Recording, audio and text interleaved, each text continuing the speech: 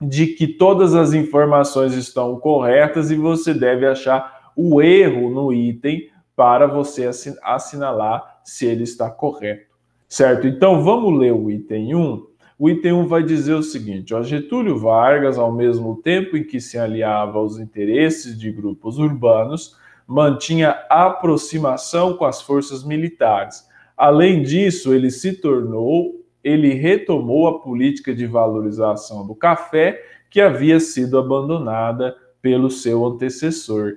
Essa alternativa ela está correta, você pode colocar um C, mas ela pode enganar.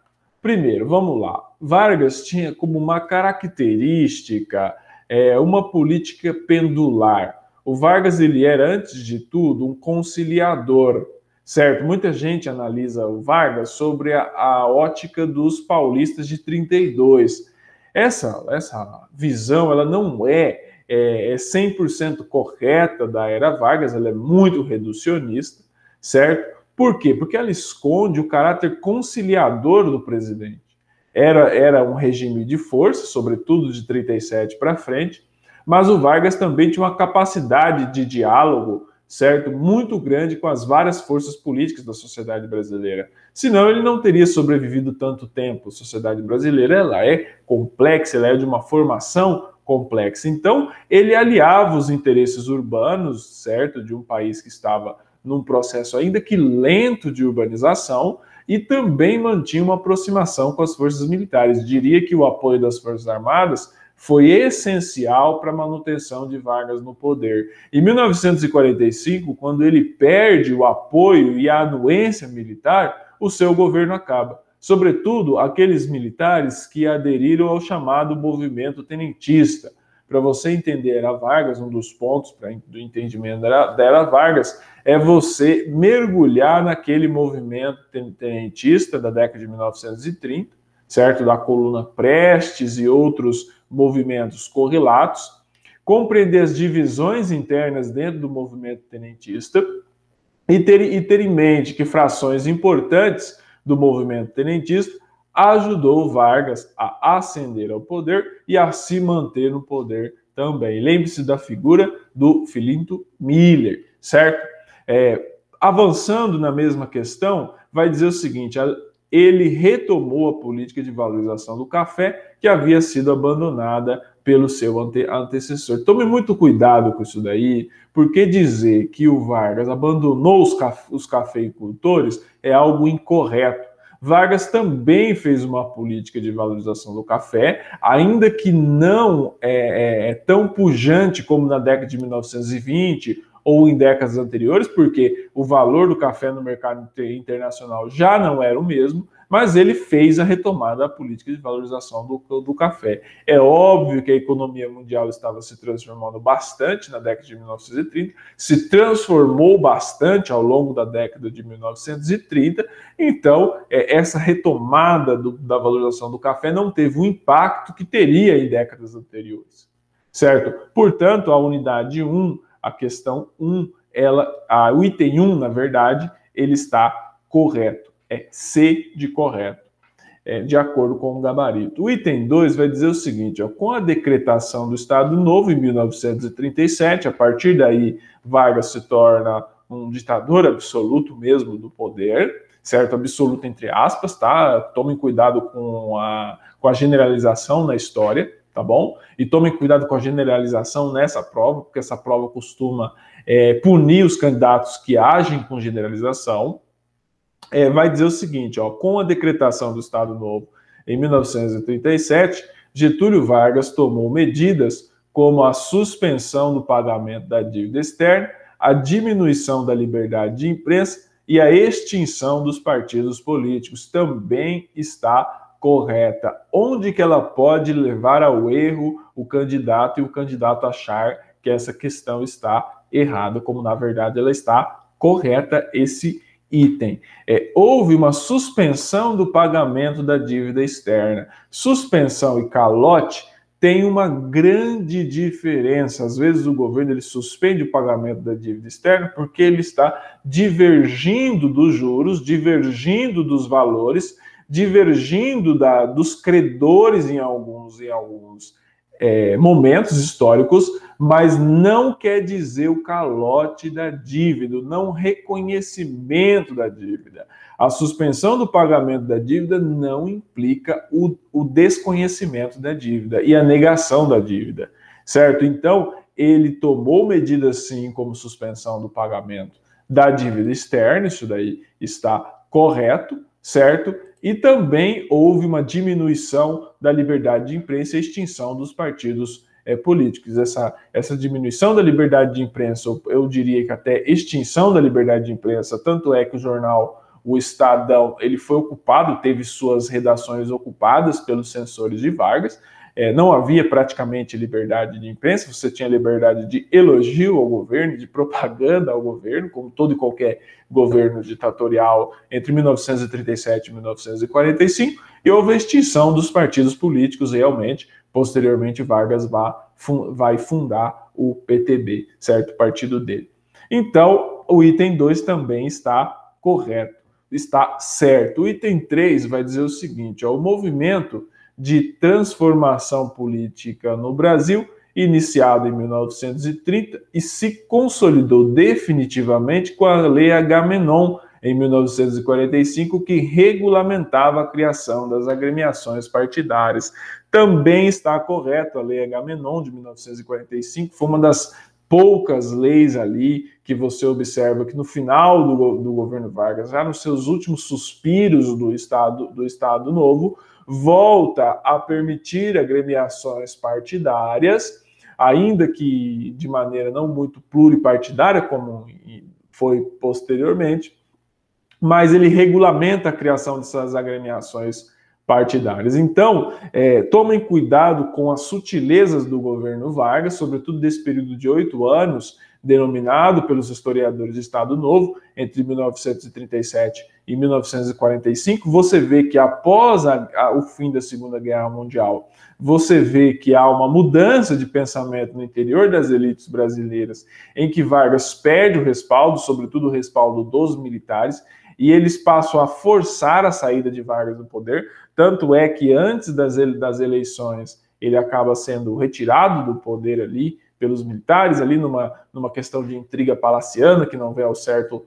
nós falarmos agora, né? Mas essa questão ela está correta. O movimento de transformação política no Brasil, iniciado em 1930, se consolidou definitivamente com a Lei Agamenon, em 1945, que regulamentava a criação das agremiações partidárias. Onde que pode ocorrer o erro aqui, né? A confusão, você pode confundir o candidato. Se esse item 2 está correto, em que você falava da extinção dos partidos políticos, por que o item 3 vai estar correto? Ele vai estar correto porque ele está falando de uma lei que foi promulgada em 1945, ali nos últimos suspiros do Estado Novo. Então, é aí que o candidato ele tem que tomar cuidado no tocante às sutilezas da prova, certo? No tocante àquilo que é para fazer o candidato induzi-lo ao erro. Portanto, o item 3 também está certo, anotem com C de certo. O item 4 vai dizer o seguinte, em 1950, como candidato eleito pelo Partido Trabalhista Brasileiro, Getúlio Vargas voltou a ocupar o cargo de presidente do Brasil. Seu governo foi marcado por forte apoio dos trabalhadores e suas entidades representativas, sindicatos e federações sindicais.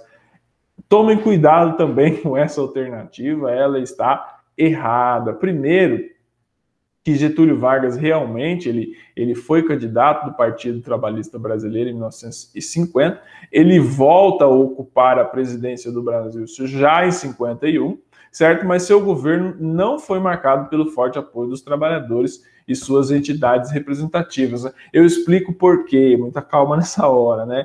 Realmente, os sindicatos é uma criação do Estado Novo, mas o Vargas ele conseguiu o seu segundo mandato fortemente questionado pelas elites, certo? Fortemente questionado pelas elites políticas, por setores das elites políticas, obviamente. Ele não, óbvio que se ele não tivesse tido apoio de nenhum setor da elite, ele não teria voltado ao poder, muito menos de maneira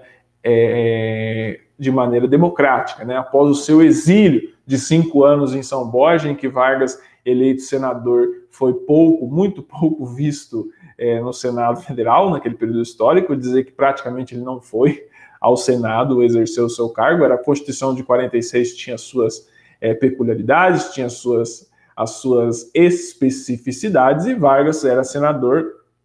Acho que ele era senador eleito por um estado e deputado eleito por outro. Era essa mais ou menos a confusão que se tinha na época. Mas o seu governo não foi marcado pelo forte apoio dos trabalhadores. Aqui que é a questão que pode levar o candidato ao erro. Havia um apoio de trabalhadores, de algumas entidades representativas, mas esse apoio não era forte, esse apoio não era irrestrito. Tanto é que Vargas teve que demitir João Goulart. Isso irritou bastante as entidades representativas. E o final do governo dele, muitos de vocês conhecem, né? O final do governo dele foi muito conturbado. Ele faz uma jogada política do suicídio como uma forma de alijar os seus adversários, porque ele já estava politicamente isolado. Ele tinha escapado do processo de impeachment no começo do mês de agosto, e ali, lá no final do mês de agosto, ele dá um tiro no coração e comove a sociedade brasileira e deixa uma carta-testamento que termina mais ou menos assim,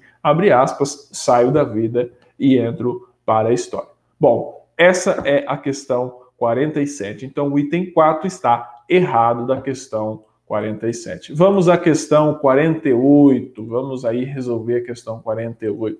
A questão 48, ela vai trazer um texto da Adriana Lopes e do Guilherme Mota, de História do Brasil, uma interpretação. E esse texto vai dizer o seguinte, ó, diversamente de 1930, 1945 e 1955, em 1964, as Forças Armadas não entregaram o poder a um civil. Por que esse texto está dizendo isso? Porque em 1930 as Forças Armadas respaldaram Vargas, em 1945 respaldaram a saída de Vargas e posteriormente a volta do sistema democrático, pela eleição no caso do Eurico Gaspar Dutra, que não era um civil, era um militar, mas ele foi eleito como um civil, certo? Ele governou como um civil, ele não governou como um general, governou como um presidente. Aí você pode discutir se ele costumava imprimir o ritmo militar na autoridade civil. Essa é uma outra discussão. E em 1955, quando as Forças Armadas permitiram a posse do Juscelino Kubitschek. Até aí tudo bem. Em 1964, as Forças Armadas não entregaram o poder a um civil. A partir do golpe até 1985, a história republicana assistiria pela primeira vez a um longo desfile de presidentes militares, cuja eleição dava-se dentro do círculo do poder militar. Em suma, a sociedade civil não participava do processo. Tendo o fragmento do texto apresentado como referência inicial, julgue correto ou errado os próximos itens acerca de fatos marcantes da segunda metade do século XX no Brasil. E o item 1 vai dizer o seguinte, ó, a União Democrática Nacional, UDN, defendia que o desenvolvimento da indústria brasileira deveria ser capitaneado exclusivamente pela iniciativa privada. Esse partido, em crescente atrito com o governo federal, foi cooptado com a oferta de diversas pastas ministeriais, razão porque passou a apoiar Getúlio Vargas e se recusou a subscrever a proposta de impeachment. Esse item está completamente errado. Primeiramente, você pode dizer que a UDN ele tinha uma linha liberal. Isso é verdade. Só que o desenvolvimento da indústria brasileira, ele não deveria, na lógica da UDN, essa é uma leitura que eu faço, ser capitaneado exclusivamente pela iniciativa privada. Ele deveria ser capitaneado pela iniciativa privada com a cooperação, com a anuência do Estado. Certo? Então era um liberalismo, mas você não pode dizer que era um liberalismo radical. Tem alguns autores que divergem disso, algumas pessoas que divergem disso e concordam com o que está aqui. Entretanto, o que invalida a questão é quando você coloca que esse partido, certo, ele foi cooptado por pastas ministeriais e passou a apoiar Getúlio Vargas. Ao contrário, a UDN conspirou contra Vargas no seu segundo mandato em todo o momento. Tanto é que houve o atentado da Rua Toneleiro, em que o Carlos Lacerda, expoente, líder da UDN, ele acaba sofrendo um atentado e acaba matando o Rubens Vaz, que era brigadeiro da aeronáutica, era militar da aeronáutica e chefe da segurança dele. E isso gera uma grande crise. E a UDN ela não se recusou a subscrever a proposta de impeachment do presidente Vargas, ou seja, ela era uma timoneira do processo de impeachment do presidente Vargas. Inclusive a UDN, ela era daquelas vivandeiras que ficavam rondando os quartéis, né? Frase do Castelo Branco. Castelo Branco chamava aqueles civis que perdiam uma eleição e ficavam rondando os quartéis à espera de golpe, como vivandeiras que rondavam os quartéis procurando golpe. Então essa questão ela está errada, ela não está correta, ela está errada, essa alternativa está errada. O item 2 vai dizer o seguinte, ó, Jânio Quadros implantou uma política econômica de austeridade, mas seu governo foi marcado por medidas polêmicas, como a edição de um decreto que proibiu os usos de trajes de banho em concursos de beleza e desfiles. Essa alternativa está completamente correta, não tem nada que desabone essa alternativa. Realmente, o breve governo do Jânio Quadros, né? Jânio Quadros poderia ser Jânio Quadros o breve. Ele implantou sim uma política econômica de austeridade. Por que ela era considerada uma política econômica de austeridade? O seu antecessor, o JK, ele tinha uma política econômica de gastança, certo? Tanto é que ele construiu Brasília gastando inadvertidamente o dinheiro público e se endividando o país. Então, quando o Jânio Quadros entra e o cenário econômico era dos piores, ele foi eleito justamente para isso, para adotar uma política econômica de austeridade, mas esse não foi o motivo da sua queda. O motivo da sua queda é um pouco mais complexo, isso daí você teria que olhar nos livros de história, mas ele tinha um forte caráter moralista. Tanto é que ele tomou medidas polêmicas e ele proibiu mesmo o uso de trajes de banho, de concurso de beleza, ele proibiu o jogo e ele condecorou o Che Guevara, que irritou bastante os militares que não foram em sua defesa quando ele fez a sua renúncia. Portanto, o item 2 está correto também. O item 3 vai dizer o seguinte, ó, o governo do general Ernesto Geisel foi marcado tanto pela gradual liberalização do regime militar, procurando coibir a prática da tortura, quanto pela continuidade de leis e medidas duras como a AI-5, a Lei Falcão e o denominado Pacote de Abril. Essa alternativa também está completamente correta. Por quê? Porque o general Ernesto Geisel, que a literatura, a historiografia o colocou como presidente que inicia o processo de liberalização, isso está correto, mas ele também não se furtava quando, ao seu julgamento, precisava coibir práticas ou quando ele precisava agir com medidas duras. Ou seja, por mais que ele tenha flexibilizado o AI-5, em momentos em que ele julgava como necessário usá-lo, ele seria usado, assim como a Lei Falcão e o denominado Pacote de Abril, em que ele fez umas reformas políticas ali que serviram, de certa forma, não na sua totalidade, para sistema político, vamos entender, entre aspas, vigente durante o processo de redemocratização. Lembrando que o processo de redemocratização do Brasil ele foi bastante lento. Então, o governo do general Ernesto Geisel ele foi sim marcado por essa gradual liberalização, procurou coibir a tortura, ele procurou coibir, mas isso não quer dizer que ela não tenha deixado de existir. O Vladimir Herzog é um exemplo de quem foi torturado e morto durante o governo do Ernesto Geisel, e também houve a continuidade de leis de medidas duras do AI-5, a Lei Falcão e o chamado denominado Pacote de Abril. Certo? A questão ela está certa, certo? O item 3 está certo. E o item 4 vai dizer o seguinte, ó, mesmo nos anos de relativa democracia, as práticas populistas e as relações autoritárias e violentas foram marcas constantes que retardaram tanto a assunção do Conselho de Cidadania quanto à prática desta no Brasil. A cidadania substantiva no Estado brasileiro só foi restabelecida a partir de 1985, com a eleição de Tancredo Neves. Essa alternativa está errada, tomem cuidado. E aonde que está o erro dessa alternativa? Até aqui, como ela não estipulou uma data, certo? Porque o enunciado fala a segunda metade do século XX no Brasil. Então, entenda-se que a segunda metade do século XX no Brasil, ele começa em 1951 e termina no ano 2000, certo? Lembrando que o ano 2000 ainda é no século XX. Então, ele vai de 1951 a 2000. E nesse período histórico, nós tivemos o regime ditatorial, mas ele se inicia por meio de um regime democrático, que é o governo do Vargas. Essa segunda metade do século XX se inicia com o segundo mandato do Vargas, sob os auspícios da República Populista. E ele termina no ano 2000 sob os auspícios da Constituição de 1988. Portanto, está correto até aqui, certo? Até aqui está correto quando você fala que mesmo em anos de relativa democracia, práticas populistas em relação a autoritários violentos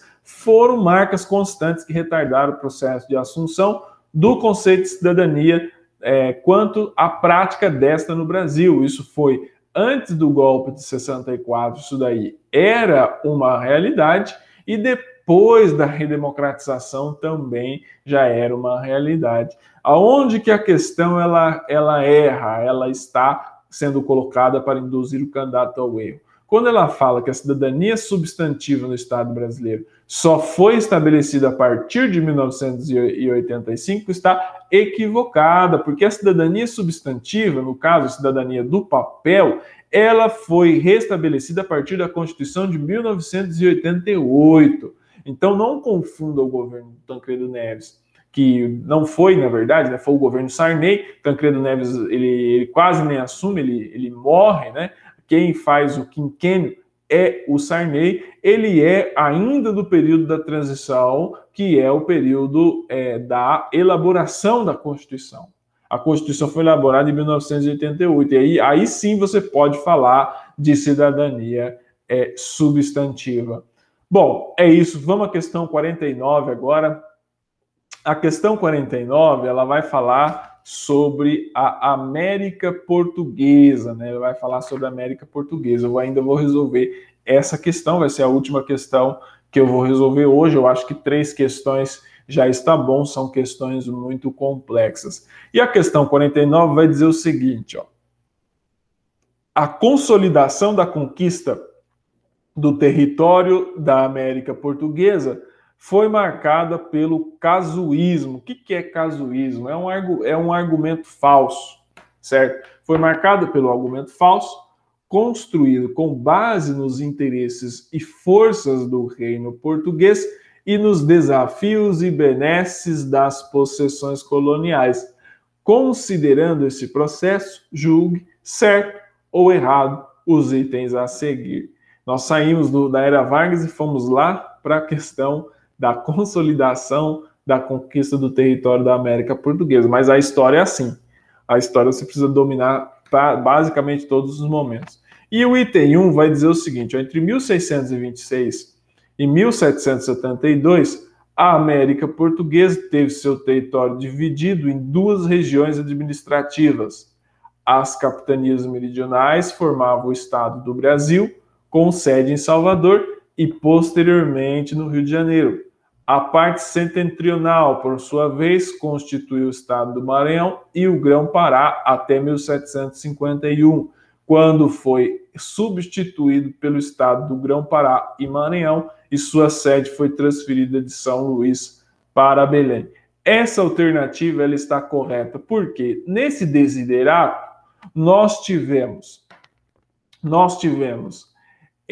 mudanças na estrutura por conta dos tratados de Madrid de 1750 e de San Ildefonso, se não me engano, de 1772, correto? Então, os 2 tratados, sobretudo o Tratado de Madrid, está no livro do Sinésio Sampaio, tá? Quem quiser estudar, o livro do embaixador Sinésio Sampaio explica muito bem esse processo de consolidação do Tratado de Madrid, bastidores políticos da construção, da viabilização do Tratado de Madrid. O Tratado de Madrid, por mais que ele tenha sido firmado em 1750, certo? Ele foi o produto de um longo processo de entendimento entre as duas coroas e de afastamento das mágoas, certo? Por conta da União Ibérica. Então, o que aconteceu nesse desiderato? Aconteceu mudanças administrativas, certo? Em que as capitanias meridionais, que elas formavam o Estado brasileiro, elas mudaram de sede, certo? Então, como era muito um vasto território em que você não tinha uma ligação interna, lembre-se, pessoal, que você não tinha estradas como tem hoje, você tinha que se comunicar pelo mar, era um território muito grande, então você tinha que fazer uma divisão. Então, as capitanias do sul tinham um ritmo e as capitanias mais ao norte tinham outro ritmo. E foi o que aconteceu com a parte setentrional, certo? Constituída do estado do Maranhão e do Grão-Pará até 1751, quando foi substituído pelo estado do Grão-Pará e Maranhão, e a sua sede foi transferida de São Luís para Belém. Repito, livro do Sinésio Sampaio, embaixador Sinésio Sampaio, explica bem esse processo. Portanto, o item 1 está correto. Vamos ao item 2. Os conflitos ocorridos na Europa no início do século XVIII, marcadamente a Guerra de Sucessão Espanhola, impulsionaram as discussões diplomáticas entre os reinos ibéricos acerca dos limites de seus domínios na América. Nesse contexto, destacou-se a ação de Alexandre de Gusmão como proponente da cedência da colônia de Sacramento por Portugal, definida no Tratado de Madrid. A colônia de Sacramento é o que nós entendemos hoje como aquela região ali da Argentina e Uruguai, uma parte da região também, né? Ali ela foi cedida, né, para Portugal, certo? Foi cedida por Portugal para a Espanha por meio do Tratado de Madrid. O Sinésio Sampaio explica mais uma vez porque o que aconteceu ali, o fim da Guerra da Sucessão Espanhola, em que os Bourbons conseguem vencer os Habsburgo e tomar o trono espanhol, fez com que mudanças diplomáticas entre os reinos ibéricos também andassem, no tocante aos limites de seus domínios na América. E o Tratado de Madrid, de 1750, ele foi ele foi produto de um grande processo que se desenhou após o fim da Guerra da Sucessão Espanhola em 1714. Ou seja, foi produto de um grande entendimento entre as duas coroas, em que o Brasil ele cedia a colônia de Sacramento para a Espanha, enquanto isso a Espanha ela reconheceria as ocupações portuguesas que ficavam a oeste do Tratado de Tordesilhas, porque já há alguns séculos o Tratado de Tordesilhas já não estava mais dando conta de separar as terras das duas colônias. O Tratado de Tordesilhas, firmado ali em junho de 1494, certo? Sempre foi motivo de muita discórdia entre coroas europeias, no caso, a coroa francesa nunca aceitou, e aí Portugal e Espanha, por meio desse Tratado de Madrid, fizeram um entendimento e um novo redesenho territorial. E o Brasil ganhou por conta do Tratado de Madrid, posteriormente, da revisão feita pelo Tratado de São Ildefonso, fez com que o Brasil tivesse mais ou menos a dimensão territorial de hoje, certo? Muita gente ainda faz uma leitura simplista de que o Brasil tomou os territórios. Não, os territórios foram feitos por meio de negociações diplomáticas entre as duas coroas ibéricas, certo? Portanto, o item 2 também está correto.